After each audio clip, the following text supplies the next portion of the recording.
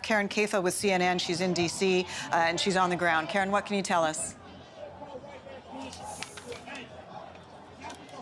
House are watching this situation unfold, and they are equally as dumbstruck as the rest of us at what is going on the other end of Pennsylvania Avenue.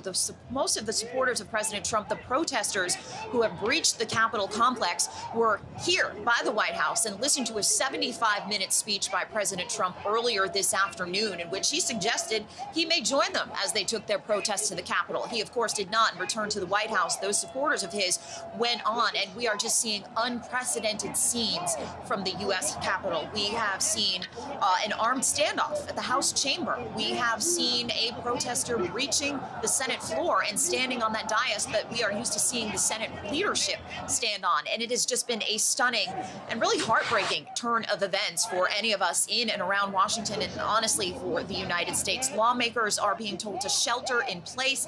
Anyone on the House floor was escorted off. They have been given gas masks. So certainly a very tense, very dire situation at the U.S. Capitol, Jennifer. Karin, do we have any idea where the president is? Our last known tweet from him was to ask people to peacefully protest, which seems a little bit disingenuous right about now.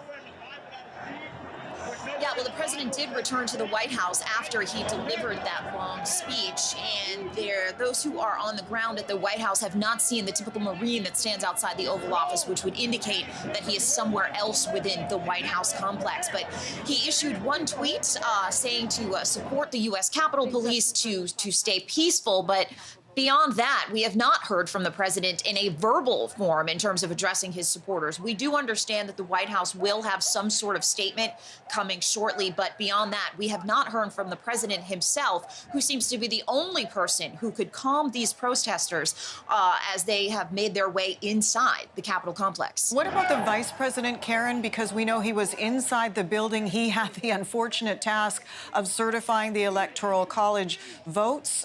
It was going to be a very difficult moment for him. That was the anticipation, because basically it was a ceremonial role where, you know, like at the Academy Awards, you just open the envelope. He had no ability to change what was inside the envelope, which basically said Joe Biden is going to be the next president of the United States. He took a hit from Donald Trump earlier today, both during the rally and on Twitter. Perhaps Donald Trump's most loyal soldier for the last 4 years, thrown under the bus today. Where is the vice president right now, and have we heard from him?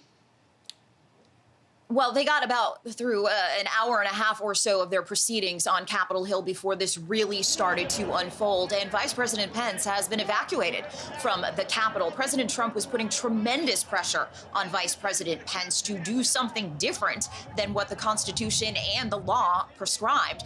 And just shortly before he headed over to the Capitol, the Vice President issued a statement that said he was going to go by the letter of the law, that it was not within his authority, as granted by the Constitution and the oath that he took, to do anything different than count those votes and join with Congress to certify that electoral vote tally. That seems to have further antagonized those Trump supporters as they made their way to the Capitol, knowing that he would be inside and part of that process. So certainly something that President Trump should be concerned about, although he was putting so much pressure on him, had so much vitriol for him on Twitter in terms of not acting with courage, when Vice President Pence was merely doing what the Constitution and federal law prescribed in this process, Jennifer. Right, but even the vice president, as recently as Monday, Karin, was telling people at his own rally that, you know, on Wednesday, we're going to have our say. So he also continued to fan the flames.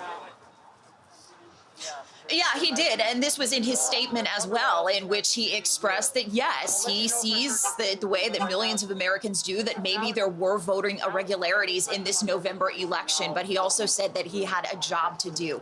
Vice President Pence is somebody we know has further aspirations when it comes to politics, perhaps making a presidential bid of his own in 2024. So he does have a fine line to walk here, but I don't think he even could have imagined that he would be seeing the scenes that are unfolding right outside the U.S. Capitol right now. He himself, a former member of the House of Representatives, this is certainly something that, even by the standards of this chaotic Trump presidency, is certainly unprecedented, Jennifer. Yeah. Karin, are you hearing from your sources there? Is there anyone sort of taking over this protest in terms of leading them. I know Proud Boys were in the Capitol for a little while, but is there any sort of one concerted effort to rally all of these supporters, or are there just people sort of milling about? You know, as we look at some of the pictures, we see people standing on the steps of Capitol Hill, but no one's speaking. Sometimes there's chants of USA, sometimes there's pro-Trump chants, but no one's, you know, giving speeches or exhorting the crowd to go any further than they are. Yeah, right. Not at this time. There was a rally that took place last night. And again, those remarks that President Trump delivered earlier this afternoon were part of a more organized program that did feature speakers. But this was the plan, to make that move down towards the Capitol around the time that this process would be beginning inside of the Capitol. There have been a number of groups that have been encouraging President Trump's supporters to come to the Capitol on January 6th. Again, this is a date that typically goes unnoticed by most Americans. This is something that is largely ceremonial, where Congress comes together in a joint session and really takes the final step towards signing off on the next president of the United States, because Inauguration Day is just 2 weeks from today. This is largely seen as a ceremonial affair, but allies of the president, those on the right, really saw this as an opportunity to seize some attention, and it has gotten just absolutely extreme.